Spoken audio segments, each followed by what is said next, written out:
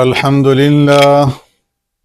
الحمد لله وكفى والصلاة والسلام على سيد الرسل وخاتم الأنبياء أما بعد فأعوذ بالله من الشيطان الرجيم بسم الله الرحمن الرحيم إذ قال الله يا عيسى إني متوفيك ورافعك إلي ومطهرك من الذين كفروا صدق الله مولانا العظیم۔ اور یاد کیجیے اس وقت کو جب کہا اللہ تبارک و تعالی نے یا عیسیٰ، اے عیسیٰ، انی متوفیکا، بے شک میں تجھے پورا لے لوں گا، ورافعک الی، اور اٹھا لوں گا اپنی طرف، ومطہرک من الذین کفروا، اور پاک کر دوں گا تجھ کو کافروں سے۔ آمنت باللہ وبآیاتہ۔ معزز سامعین و ناظرین، السلام علیکم ورحمۃ اللہ وبرکاتہ۔ مرزائیت کا فتنہ بہت بڑا فتنہ ہے، اور باوجود اس کے کہ قانونی طور پر انہیں غیر مسلم اقلیت قرار دیا جا چکا ہے، اور ان کے اوپر اس بات کی پابندی بھی ہے کہ وہ اپنے آپ کو مسلمان نہ کہیں، مگر پھر بھی یہ فرقہ اپنی حرکتوں سے باز نہیں آتا اور اپنا ارتداد جو ہے وہ پھیلانے کی کوشش کے اندر ہمیشہ رہتا ہے۔ خاص طور پر جو غریب ممالک ہیں، ان غریب ممالک کے رہنے والے باسیوں کو اور ایمان والوں کو، جو کمزور ایمان والے ہیں، ان کو مختلف قسم کے لالچ دیتے ہیں۔ کہیں مال کا لالچ دیتے ہیں، کہیں ملازمت کا لالچ دیتے ہیں، اور کہیں جو ہے وہ بیرون ملک بھجوانے کا اور ویزا دینے کا لالچ دے کر کے انہیں مرتد بناتے ہیں اور احمدی جو ہے بنانے کی کوشش کے اندر لگے رہتے ہیں۔ اور بہت سارے مسلمان جو ہیں وہ ان کے اس لالچ کے اندر آ کر کے احمدی اپنے آپ کو ظاہر کر کے ویزا حاصل کرتے ہیں اور بیرون ملک جو ہے وہ چلے جاتے ہیں۔ بظاہر تو وہ یہ سمجھتے ہیں کہ ہم نے زبانی طور پر داؤ لگایا ہے اور ویزا حاصل کر لیا ہے، اور دل کے اندر خوش بھی ہوتے ہیں، لیکن وہ ایسا کرنے کے بعد اپنے ایمان کو ضائع کر دیتے ہیں اور کفر کے اندر داخل ہو جاتے ہیں۔ مسئلہ یہ ہے کہ اگر کوئی شخص یہ کہے کہ میں فلاں کام کروں تو ہندو ہو جاؤں، یا عیسائی ہو جاؤں، یا یہودی ہو جاؤں، تو شریعت میں وہ ایسا ہی ہو گیا، چاہے وہ اپنے آپ کو مسلمان سمجھے۔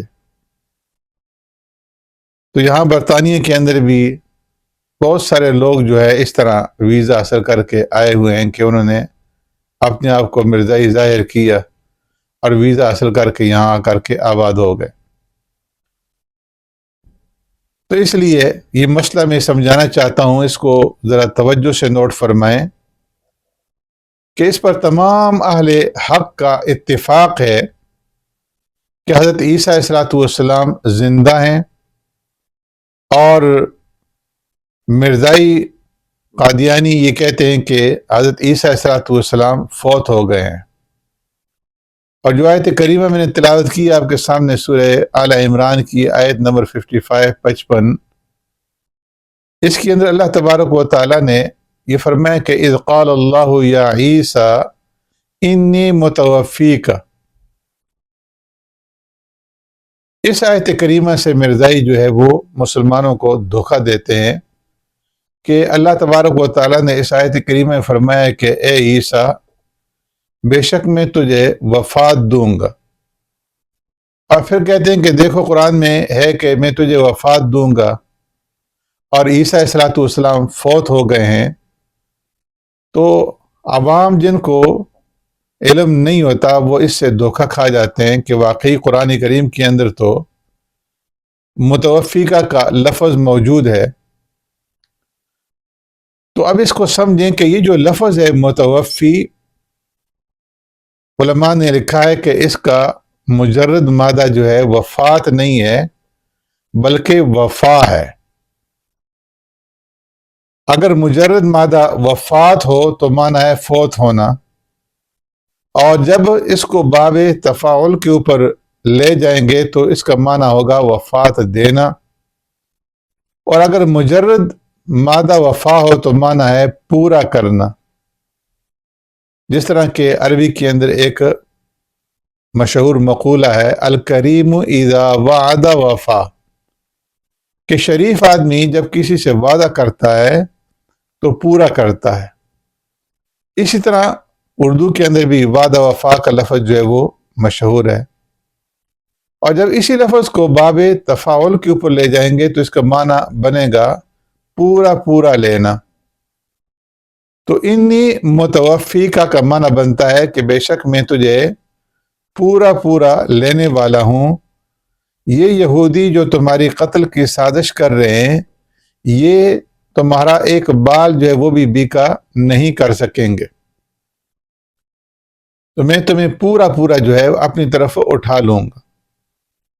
عربی لغت میں توفا اور وفین کا معنی ہوتا ہے اخذ الشیء وافین، یعنی کسی چیز کا مکمل طور پر جو ہے وصول کرنا، کسی چیز کو قبض کر لینا مراد ہوتا ہے۔ چنانچہ شیخ الہند حضرت مولانا محمود حسن رحمۃ اللہ تعالی علیہ ان الفاظ کا یوں ترجمہ کرتے ہیں کہ جس وقت اللہ تعالیٰ نے کہا یا عیسیٰ، اے عیسیٰ علیہ السلام، انی متوفی کا، میں لے لوں گا تجھ کو، ورافعک الیہ، اور اٹھا لوں گا تجھ کو اپنی طرف، جو کہ بالکل صحیح ترجمہ ہے۔ مجازی طور پر اس لفظ کا اطلاق جو ہے وہ موت کے اوپر بھی ہوتا ہے اور نیند کے اوپر بھی ہوتا ہے، جیسے فرمایا اللہ یتوفی الانفس حین موتہا، اللہ تعالیٰ موت کے وقت نفسوں کو قبض کر لیتا ہے۔ یہاں موت سے مراد جو ہے نیند کا وقت ہے، کہ سوتے وقت، نیند کے وقت۔ اور آگے فرمایا کہ واللتی لم تمت فی منامہا، اور جو نیند کے وقت نہیں مرتے اس کو چھوڑ دیتا ہے۔ گویا توفا کا لفظ نیند کے لیے بھی استعمال کیا گیا ہے۔ ایسے ہی اللہ نے ایک مقام پہ فرمایا وَهُوَ الَّذِي يَتَوَفَّاكُمْ بِاللَّيْلِ، اللہ تبارک و تعالی رات کو تمہاری روحوں کو قبض کر لیتا ہے۔ وَيَعْلَمُ مَا جَرَحْتُمْ بِالنَّهَارِ، اور اللہ تبارک و تعالی جانتا ہے جو دن میں تم کام کرتے ہو۔ اسی طرح توفا کے جو ہے وہ تین معنی ہو گئے، اصل معنی وصول کرنا، اور مجازی معنی جو ہے موت اور نیند۔ تو بعض لوگ جو ہے اس کا مجازی معنی لیتے ہیں، جس طرح کہ قادیانی، اور پھر اس سے یہ اخذ کرتے ہیں کہ عیسیٰ علیہ السلام وفات پا گئے ہیں، حالانکہ ایسا نہیں ہے۔ بالفرض اگر توفا کا معنی موت بھی لیا جائے تو پھر متوفی کا ورافعک الیہ میں تقدیم اور تاخیر جو ہے وہ ماننی پڑے گی، یعنی عمل کے لحاظ سے رافعک الیہ پہلے ہوگا اور متوفی کا عمل جو ہے وہ بعد میں ہوگا۔ تو اس طرح معنی یہ ہوگا کہ اے عیسیٰ علیہ السلام، میں اس وقت تجھ کو اپنی طرف اٹھانے والا ہوں، اور پھر اپنے وقت پر جب موت کا وقت آئے گا تو تجھے موت دینے والا ہوں۔ حضرت عبداللہ بن عباس رضی اللہ تعالیٰ عنہ نے ایک معنی توفا کا، موت کا بھی کیا ہے، مگر ان سے صراحتاً یہ روایت منقول ہے کہ پیارے پیغمبر صلی اللہ علیہ وسلم نے ارشاد فرمایا کہ لم یمت عیسیٰ علیہ السلام کو موت نہیں آئی بلکہ وہ زندہ ہیں، اور اللہ تبارک و تعالیٰ نے حضرت عیسیٰ علیہ السلام کو اپنی طرف اٹھا لیا ہے۔ لہٰذا اس صورت میں بھی قادیانیوں کا دعویٰ جو ہے وہ صحیح نہیں ہے کہ عیسیٰ علیہ السلام فوت ہو گئے ہیں۔ اور پھر اللہ تبارک و تعالیٰ نے چھٹے پارے کے اندر اس کا صاف طور پر ذکر فرمایا کہ وَمَا قَتَلُوهُ وَمَا صَلَبُوهُ وَلَكِنْ شُبِّهَ لَهُمْ، کہ نہ تو انہوں نے عیسیٰ علیہ السلام کو قتل کیا اور نہ ان کو سولی پر چڑھایا، بلکہ ان کے لیے یہ بات مشتبہ کر دی گئی۔ اور پھر آگے فرمایا کہ وَمَا قَتَلُوهُ يَقِينًا بَلْ رَفَعَهُ اللَّهُ إِلَيْهِ، کہ یقیناً انہوں نے عیسیٰ علیہ السلام کو قتل نہیں کیا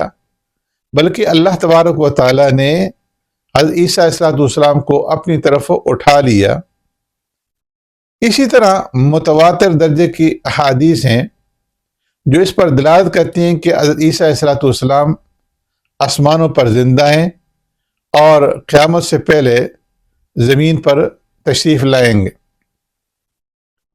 اور زمین کو عدل اور انصاف سے اسی طرح بھر دیں گے جیسے وہ اس سے پہلے ظلم اور ناانصافی سے پر ہوگی، جس طرح کہ اس وقت جو ہے ظلم اور ناانصافی ہو رہی ہے۔ ابو داؤد شریف کی روایت میں یہ بھی ہے کہ عیسیٰ علیہ السلام دوبارہ نزول کے بعد 40 سال تک زمین پر حکومت کریں گے، اور بعض روایت میں آتا ہے کہ آپ نکاح بھی کریں گے اور آپ کے بچے بھی ہوں گے، اور پھر اس کے بعد آپ کی وفات کا ذکر بھی ہے۔ اسی طرح ترمذی شریف کی ایک روایت میں ہے کہ جب عیسیٰ علیہ السلام وفات پائیں گے تو پیارے پیغمبر صلی اللہ علیہ وسلم نے ارشاد فرمایا کہ وہ میرے پاس ہی دفن ہوں گے۔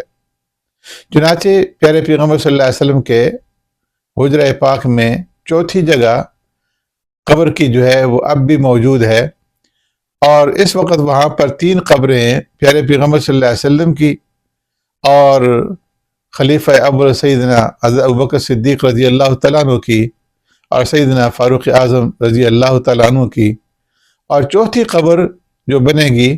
تو وہ حضرت عیسیٰ علیہ السلام کی بنے گی۔ ان حدیث کے علاوہ اللہ تبارک و تعالیٰ نے سورہ نساء میں بر رفعہ اللہ علیہ کے صریح الفاظ جو ہیں وہ بیان فرمائے، جس کا میں نے ابھی ذکر کیا، جس کا معنی یہ ہے کہ عیسیٰ علیہ السلام نے وفات نہیں پائی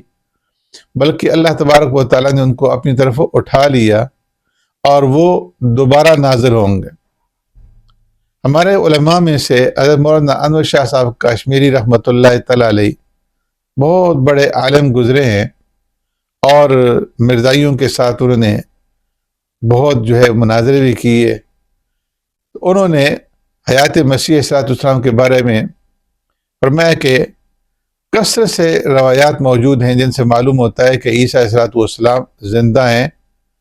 اور فرماتے ہیں کہ یہ جو روایات ہیں یہ تواتر کا درجہ رکھتی ہیں،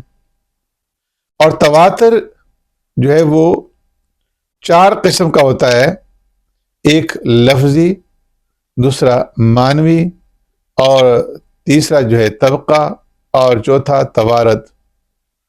اور یہ چاروں درجات ان احادیث میں پائے جاتے ہیں جن میں حضرت عیسیٰ علیہ السلام کے دوبارہ نزول کا تذکرہ جو ہے وہ